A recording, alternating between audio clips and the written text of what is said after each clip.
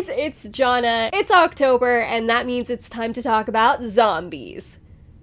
Disney zombies. I am so excited to be talking about this DCOM. I'm not even gonna lie to you guys, I love the Zombies franchise. I'm actually obsessed. In my humble opinion, you can feel free to disagree, but I think it ranks up there with High School Musical, Camp Rock, and Descendants. I truly believe that. It is a DCOM franchise that I adore, and I cannot wait to talk about the history and the making of the first film. If you also love Disney Channel original movies and series, definitely be sure to subscribe to my channel. Every Wednesday, I'm putting up a new episode where I explore either a DCOM or a Disney Channel original series and the history behind it. It's been really fun to talk about all of these wonderful shows and wonderful movies, and there are so many to talk about, so we're just getting started. Zombies premiered on February 16th, 2018 to 2.57 million viewers, which seems really low. Normally I wouldn't think that's low, but after all of these episodes I've done, I feel like that's low for a premiere of a DCOM. I guess that just goes to show how DCOMs have decreased in popularity over the years, and that just breaks my heart, so everyone please go watch DCOMs. But it did reach 10.3 million viewers over the weekend with 8 airings. I watched the premiere, so I did my part.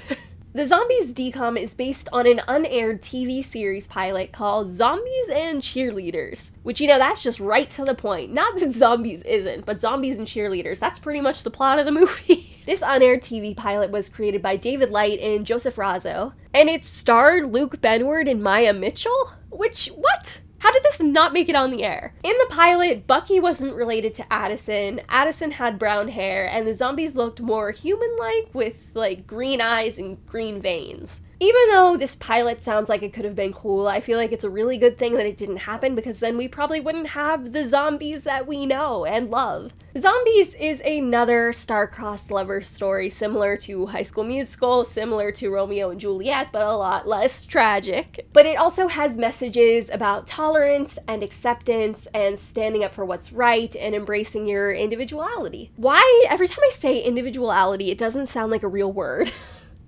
Am I saying it wrong, or am I just worried? I don't know. Here comes the part of the video where I might mess up people's names, and I probably already have messed up people's names in this video, so I don't know why I'm saying this late. But the film stars Meg Donnelly, Milo Manheim, Kylee Russell, Carla Jeffrey, Trevor Trojman? I don't know how to say his last name. I really should have looked it up and listened, but I didn't, and I'm sorry. And also James Godfrey. Why do I say it so fancy? James Godfrey, the zombie. Oh no, there's another name. It was directed by Paul Hohen, who also directed a lot of other DCOMs. I'm just gonna list them off because there are a ton. Camp Rock 2, Cheetah Girls 3, Jump In, Read It and Weep, Dad Napped, The Luck of the Irish, True Confessions, Eddie's $1 Million Cook-Off, Invisible Sister, Let It Shine, Cloud 9, and How to Build a Better Boy. They had 4 weeks of rehearsal, with each week being a different musical number, which I'm pretty sure there's more than 4 musical numbers in the movie, or am I imagining that?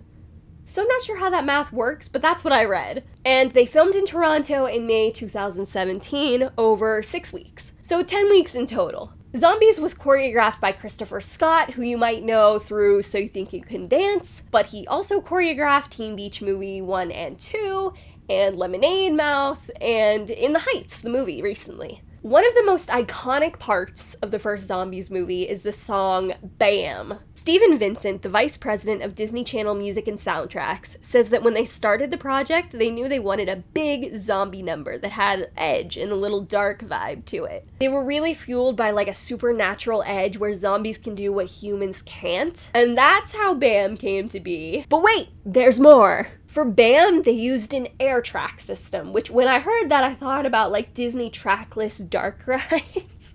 But that's not what it is. Basically, the floor was like a giant trampoline painted to look like cement. Think of a giant air mattress, a huge air mattress with stretchy material over it so that it's bouncy. I guess what happened was that Milo came onto the floor and immediately, just right away, no fear, jumped, landed on his back, and sprung back up. With no experience on the air track, just casually did that. That sounds like a trip to the hospital to me. But I guess when Christopher saw him do that, he was like, that's it! That's what we are doing! Because he had an original vision, but had to change his original vision, and Milo really inspired the new vision. And Christopher has said that this was one of his favorite moments of the whole process. This moment of pivoting and creating this whole new dance number.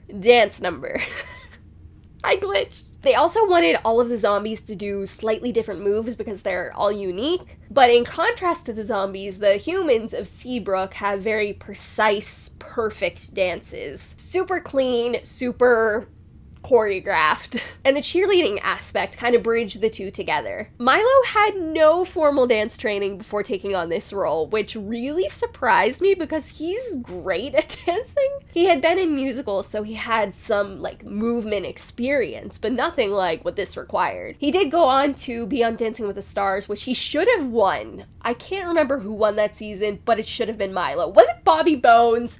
I was so mad about that.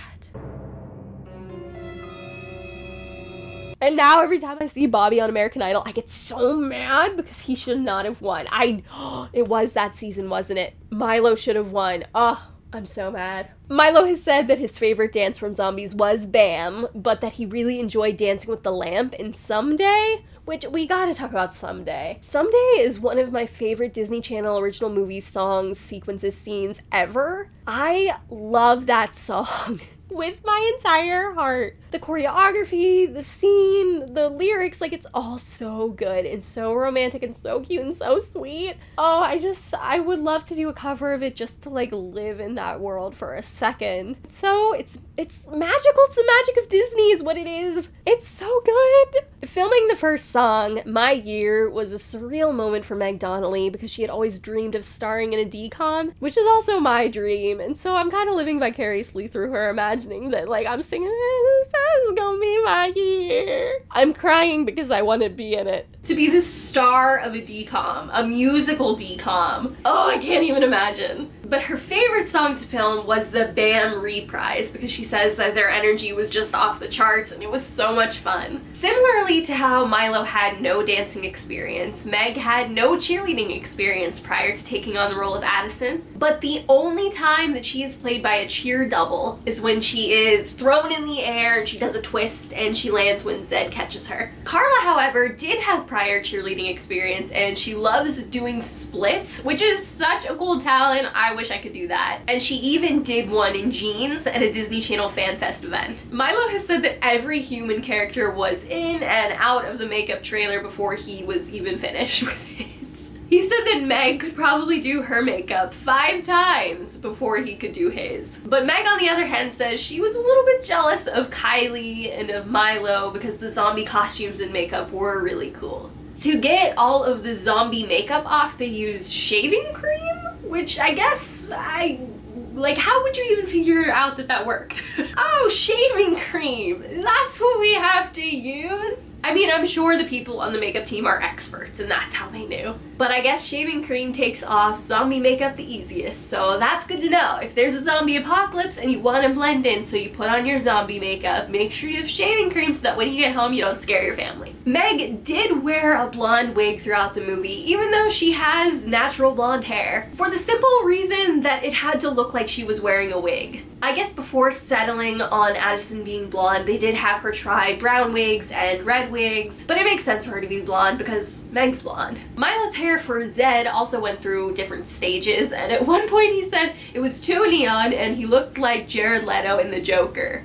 Not The Joker, The Suicide Squad, because that movie did well. But maybe Meg didn't need to be jealous because Kylee has said that the zombie makeup was sticky and hot, and that how long the makeup took depended on what costume she was wearing, because if her character was wearing long sleeves, then obviously they didn't have to cover her arms and that took some time off. Speaking of sleeves, for most of the movie, Zed has one sleeve missing, and that was an intentional character choice, not because Zed would think that's cool, but because it was something nobody else was doing, and Zed likes to stand out. For the football scenes, Milo did all of it, with no football experience or necessarily even skills, except for when he was being tackled. Remember James Godfrey, who's the zombie? James Godfrey the zombie!